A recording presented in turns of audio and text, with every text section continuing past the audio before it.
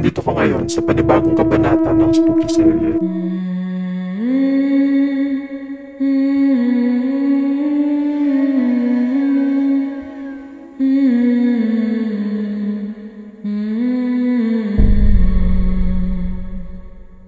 Kung meron kayong mga kwentong gustong i-share, pwede niyong i-post sa aking Facebook group. Ang link ay nasa TikTok bio ko or nasa description box, depende kung sa kayo nanonood. Hi everyone! Welcome back to my channel. So, I've been thinking, gusto ko sanang dalasin pa ang pagpo-post ko, lalo na dito sa YouTube. At least mga twice a week. Meron lang tayong slight problem. Kailangan ko kasi ng marami pang mga magsasend ng kwento sa atin. More stories na isasend nyo sa akin, more stories na ma-share ko sa inyo. I am requesting everybody to join my Facebook group. Another way na sana may request ko ay don't forget to like, subscribe, comment, and tap the notification bell para lang ma-update kayo kapag may bago na akong upload. The bigger the community, the more kwentos that we get to share. So, for our first kwento, galing po siya kay Nekotin. Tawagin mo na lang ako sa pangalang Nekotin.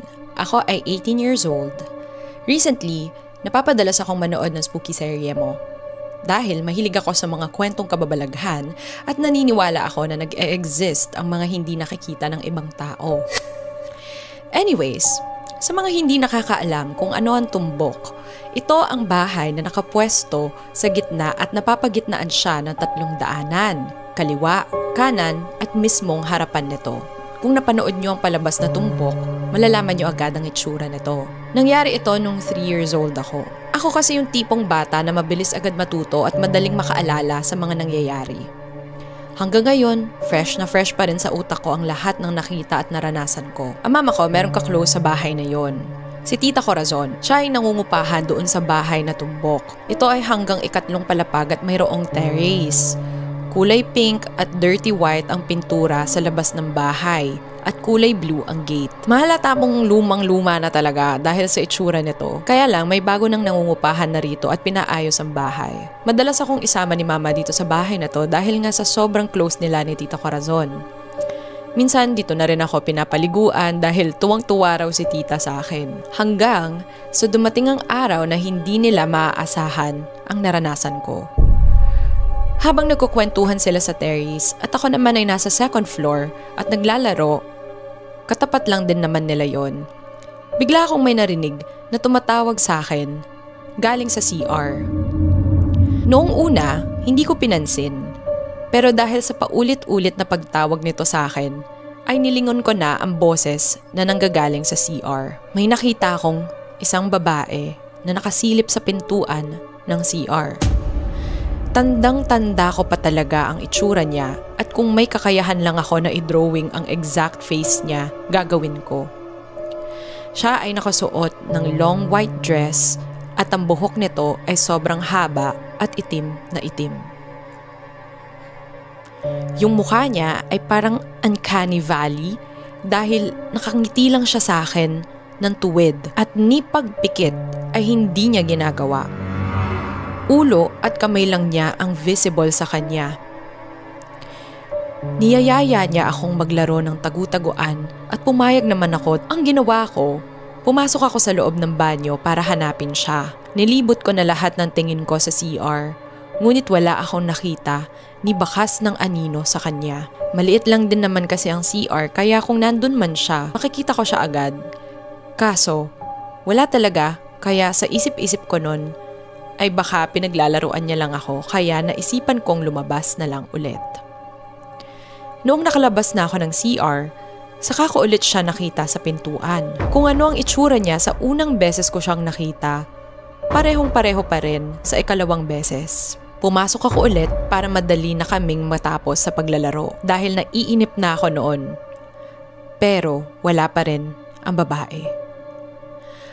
Noong tuluyan na akong lumabas at pumunta kila Mama, tinuturo ko si ate na nasa pintuan ng CR dahil nandoon pa rin siya. Ang lagi ko raw binabanggit ay, "Ate, ate!" Kaso, nagtataka sila Mama dahil wala raw ate doon sa CR. Doon na nagsimulang kilabutan sina Mama at si Tita Corazon. Noong tinanong ni Mama si Tita Corazon kung meron daw ba talaga ron, ang sagot niya ay meron talaga. Simula noon, hindi na bumalik si mama sa tumbok at hindi na rin ako sinasama doon. Dahil natatakot si mama na kung ano pa ang mangyari sa akin kung patuloy pa kaming bumibisita doon. Dagdag ko lang, ikukwento ko rin ang karanasan ng tita ng classmate ko at yung tito niya doon sa tumbok dahil kapitbahay lang nila ito. Ang sabi sa akin ng classmate ko habang umiihi raw ang tita niya sa CR kung saan ako pinapaliguan dati, nagulat siya dahil merong batang lalaki na nakaupo sa gilid ng inodoro. Pinapatabi niya pa raw ito kasi ihing-ihi na talaga siya. Tapos sumunod naman daw. Tumabi agad yung bata. Natawa pa ako nito kasi sinabi ng classmate ko na napakamasunuring multo naman nung nakita ng tita niya. Ikinatindig ng balahibo ng tita niya ay naaalala niyang walang anak ang nangungupahan doon sa tumbok.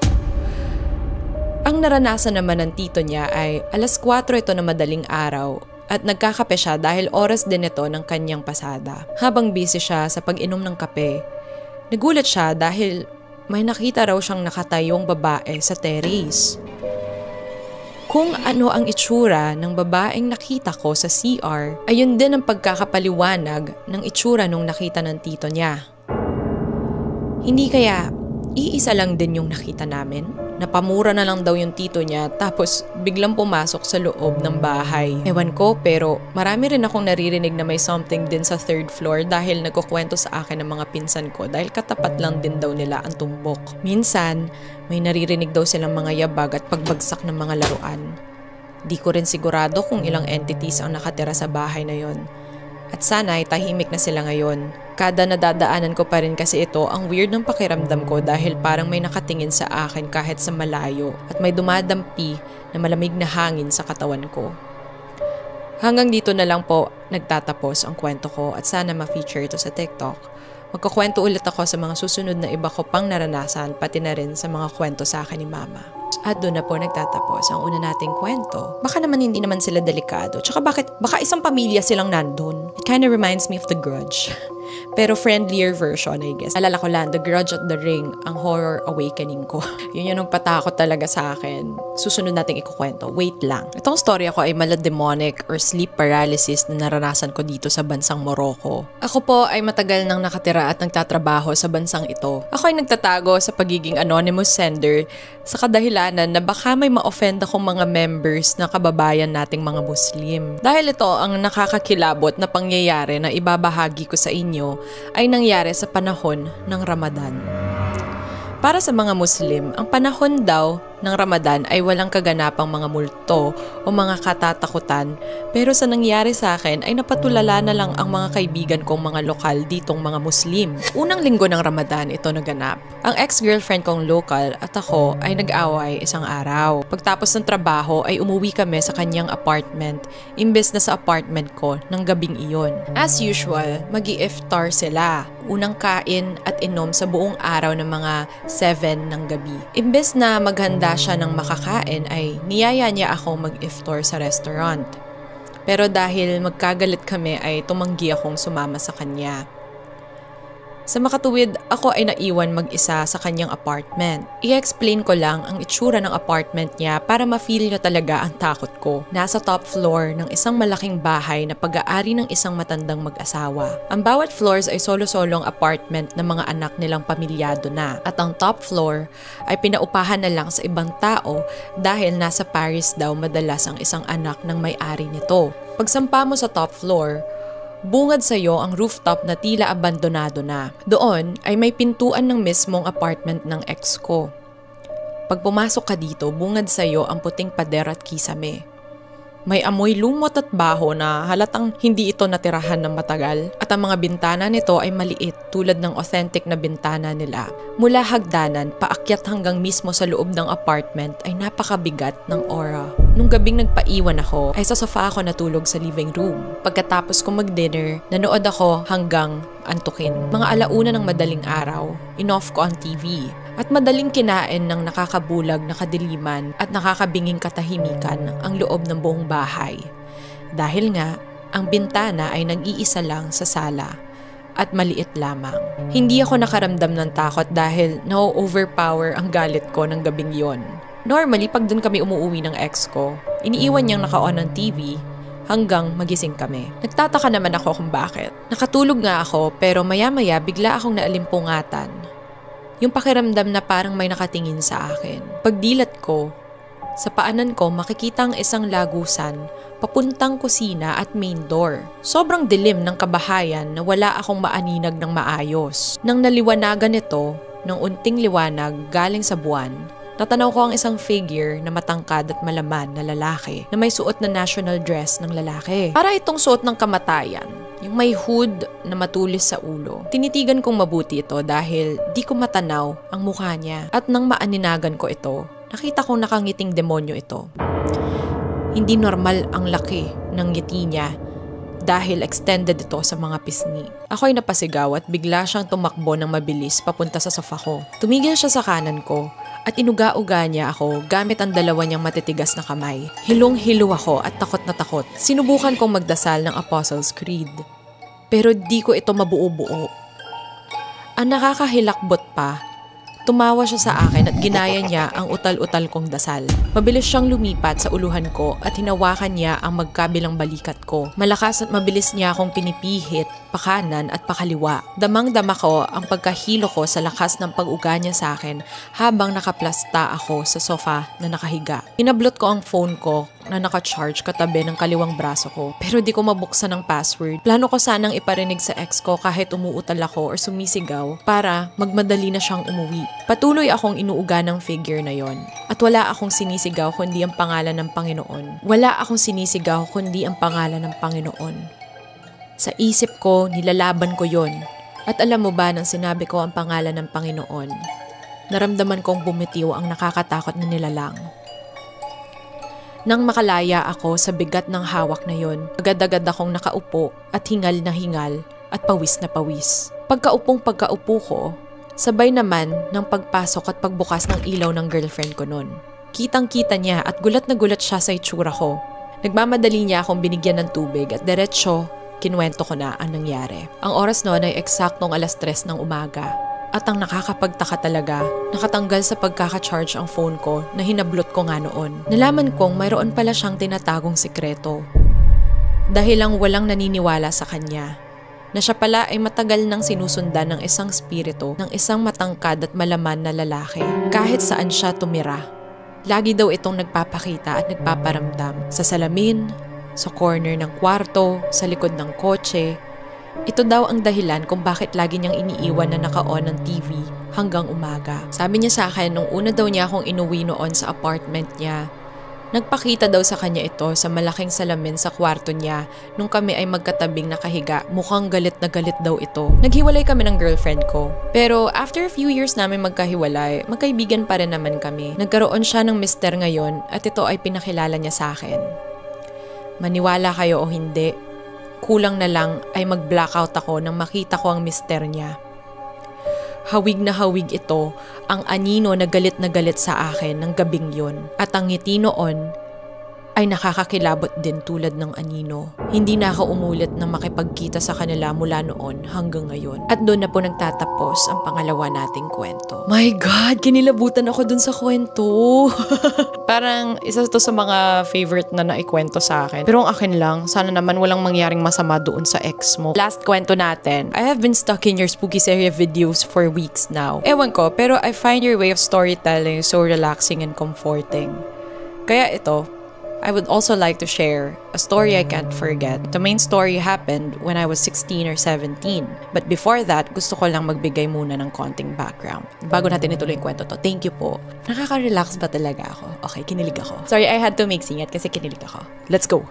Tawagin mo na lang akong Lay. Lapitin sa mga multo at entities ang pamilya nila mama. Marahil dahil nasa linya talaga ng manggagamot ang mga ninuno niya. And I just recently learned that one of her aunts dabbles on dark magic, but that will be a story for another time.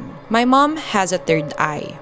Ganon din sila Tito Ben na kapatid niya. Ako, hindi nakakakita pero malakas ang pakiramdam ko. Pero yung mga anak ni Tito Ben, namana ang gift niya. Malayo ang bahay namin sa bahay ng mga kamag-anak namin. Kaya naman di talaga kami lumaki ng magkakasama ng mga pinsan ko. Gayunpaman, may mga pagkakataon na nagbabakasyon kami sa kanila. It started when I was around 7 or 8. Yung bahay kasi nila Tito Ben is nasa may dulo ng compound nila. Tapos yung compound is sa dulo ng street at puro palayan ang kasunod. Ang pwesto ng compound ay 2 bahay sa harap, 2 sa likod, tapos sa gitna ng harap at likod may parang mini pond. Tapos yung sa side na malapit sa palayan, may puno ng mangga. Kahit nung bata pa ako, sobrang takot ako sa pond na yon. Yung bahay pala nakatabi nung kila Tito ay bakante na. Kaya parang isolated yung bahay nila. Sa likod naman ay may babuyan. Maliit lang naman yon.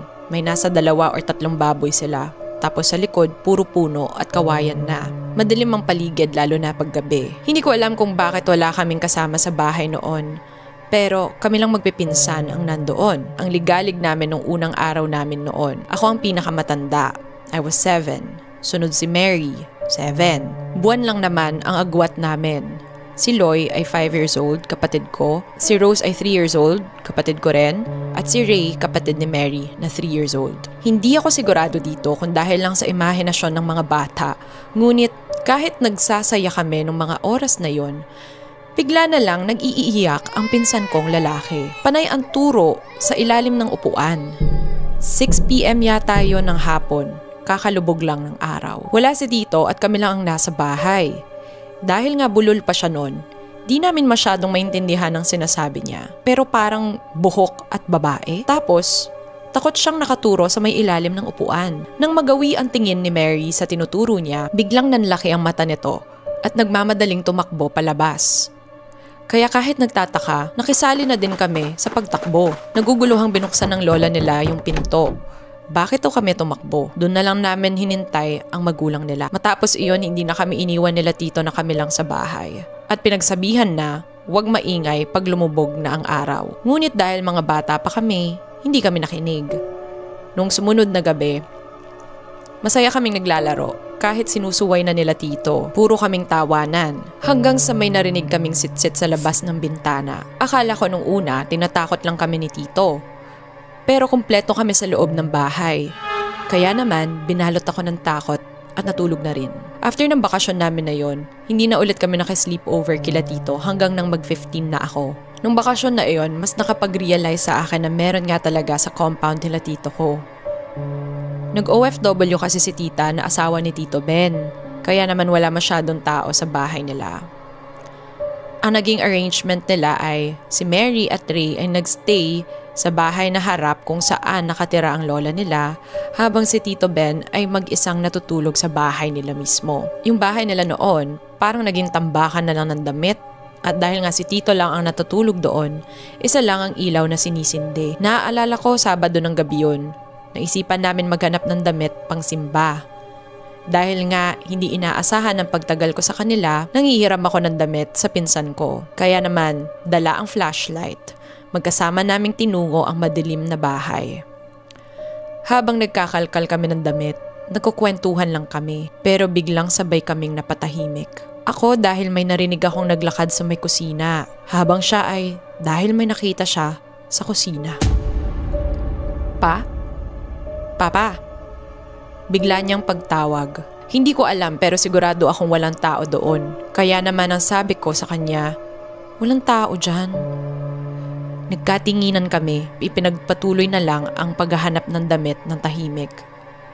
Habang naghahanap kami ay ramdam ko na may nagmamasid sa amin. Hindi na lang namin pinansin. I think naging kampante na sila Mary dahil hindi naman nananakit yung mga kasama nila sa bahay. Kaya kahit may konting takot, naging komportable na rin ako. Ilang oras matapos naming makabalik kila Lola ay sakalan dumating si Tito Ben. Ang last na experience ko sa kanila ay nung 16 ako. Nagbakasyon ulit ako sa kanila. May naging ka-emyo kasi ako na taga roon sa kanila. Nakilala ko nung huling bakasyon ko. This year is different. Umuwi na si Tita kaya naman doon kami sa bahay nila natutulog. Maayos na rin ang bahay nila. Iba talaga pag may ilaw ng tahanan sa bahay. Umaaliwalas ang paligid ng bahay. Hindi ko alam kung bakit pero sobrang naa-attract ako sa puno ng mangga sa gitna ng compound nila. Kahit nung bata pa ako. Kahit ayoko, lagi akong napapatingin doon. At ngayon na nagdalaga na ako, mas lalo ang hatak ng puno sa akin. Dahil summer nga, parati akong tumatambay doon sa gilid ng bahay kung nasan yung puno ng mangga. May ilang pagkakataon pa nga na doon ako sa sanga ng mangga nagbabasa ng libro. Isang araw, nakita ako ng tita ko na nakatambay doon sa puno. Nasa 3:00 na yata yon ng hapon. Hindi ko alam kung bakit bigla niya akong sinuway at pinapasok sa bahay.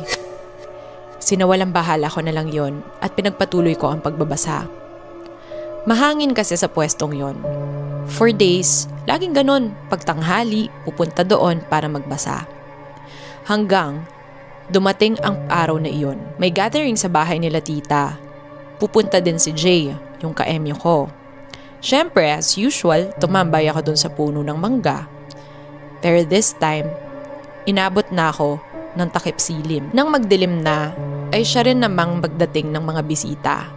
Kaya pumunta na ako sa bahay. Pero nagtaka ako kasi nung makailang hakbang ako palayo sa puno, ay nagtayuan na ang balahibo ko. Pero isinawalang bahala ko na lang. Baka dahil nga paggabi na nun. Nautusan din kasi ako ni tita kaya nawala na sa isip ko yon. Nasa sala kaming magpipinsan nang mapansin kong hindi pa rin nawawala yung goosebumps ko. Parang may bigat sa balikat ko.